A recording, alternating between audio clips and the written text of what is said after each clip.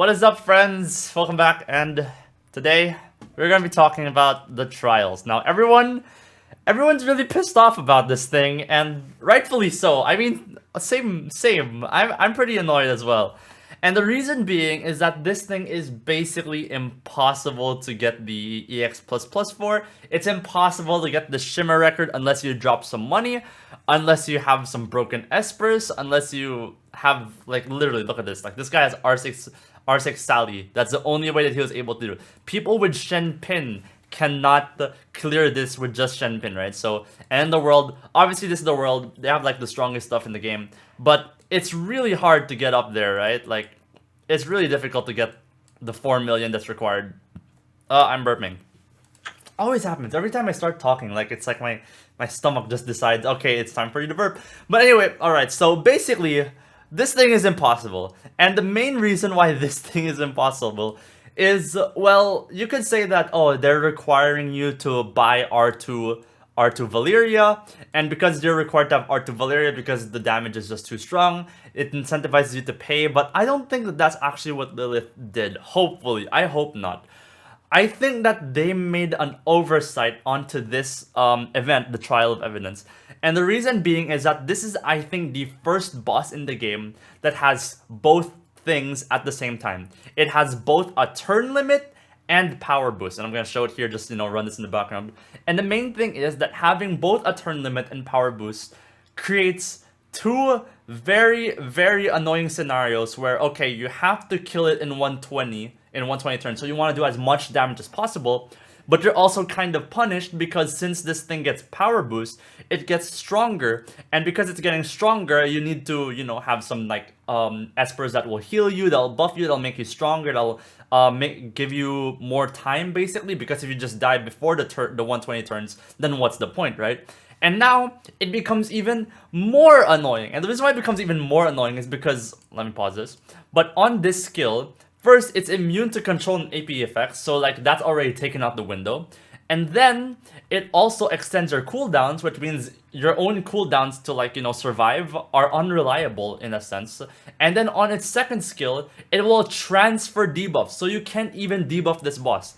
And I think that this is, you know, the worst thing that could happen to a boss, and I'm glad that it's just here in the trials. This should never be released as, like, an actual boss, right? Like, as an actual, like, let's say a Ritual Miracle boss, or like in, like, an actual boss content. This thing would be impossible because it has the power boost, it has the turn limits, it has your cooldown extension, and it has, like, transferring debuffs. What is this, Point War? This thing is broken as heck.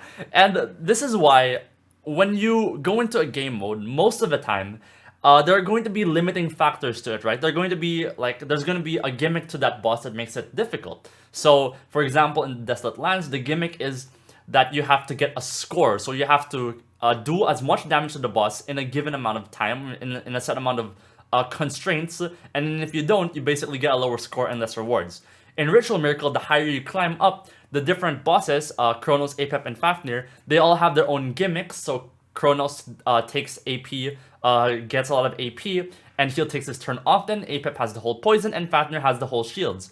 Each of the bosses in the game has their own gimmick that allows them to be challenging, but also very difficult. And so if you look at, like, other bosses in the game, usually they have one or two gimmicks that make them very difficult. But the reason why this trial is so broken is because practically it has all of those constraints, or most of those constraints, put into one boss, and it just becomes impossible even if you have the most stacked team. And I think that this is, like, a very eye-opening thing because we actually have evidence of this in the game, the Trial of Evidence, wow. But if you combine power boost, if you combine turn limits, if you combine, like, unable to debuffs, cooldown extension, all of these things are really unfun to find in a boss. And they're super duper annoying, which is why it's hard to really get a good score. It's hard to get this EX++. It's practically impossible for, like, 99% of the player base. Even, like, me, I physically cannot do this no matter how many teams I've tried.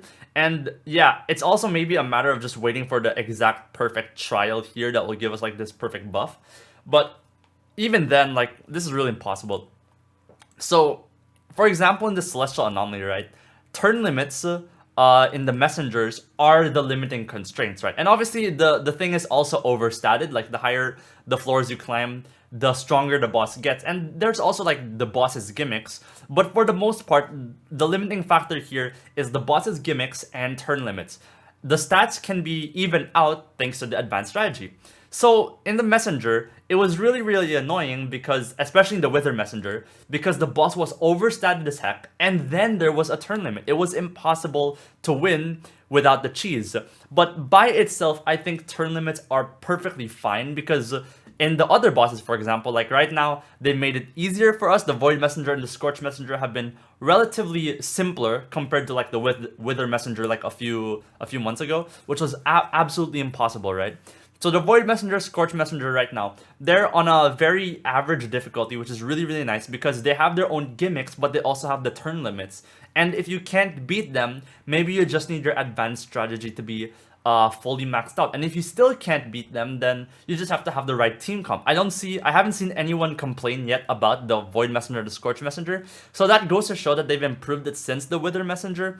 And I think that Lilith hopefully will not repeat this ever again, where they bring out this many constraints into one single boss, because this boss was absolutely impossible for everything. Like, you know, this is like cooldown, immune to AP, immune to AP reduction effects, immune to control. They can remove their debuffs, they can stun the target, AP. It's all broken stuff. It's all impossible. And then you have the power boost and the turn limits. This thing is absolutely broken.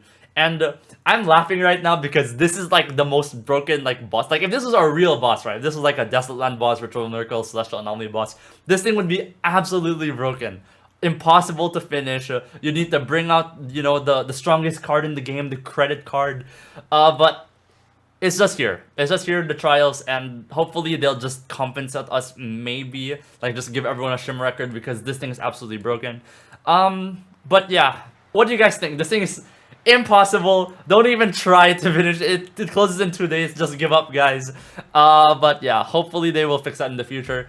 And I hope that we never, ever see something like this again. It's raining. I'm sorry for that. But I hope you guys stay safe. If you guys are in the Philippines, please stay safe from the rain. It is very dangerous right now. And yeah, I hope you guys have a great day. And I'll see you guys in the next video. Get out of here.